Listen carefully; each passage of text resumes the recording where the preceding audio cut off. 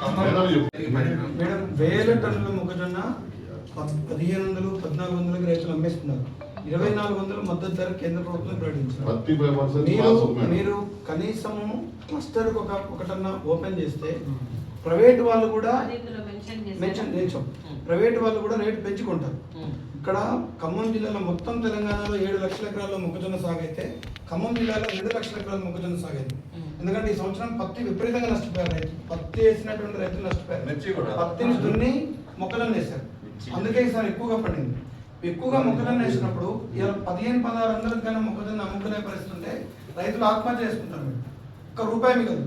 2400 లెక్క అమ్ముతే వాళ్ళకి ఎకరానికి 30,000-40,000 మిగులుతాయి. ఇలా కౌలు 20-25,000 కౌలు ఉంది. కౌలు పోతే కౌలు రైతుకి 5-10,000 మిగులుతాయి ఒక్క మొక్కజొన్న పంట మీద.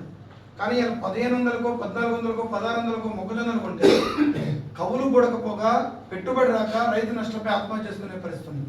2 లక్షల ఎకరాలు మొక్కజొన్న వేసినట్టు మీ రికార్డులలోనే ఉంది. మీరు ఏదైతే ఆన్లైన్ రికార్డులో ఉందో అయినప్పటికీ ఇంతవరకు కొనుగోలు కేంద్రాలు ఏర్పాటు చేయలేదు ప్రభుత్వం. చాలా దారుణమైనటువంటి పరిస్థితి మేడం. దీన్ని ఎమర్జెన్సీగా మీరు గుర్తించారా? ఇమీడియట్ గా మీరు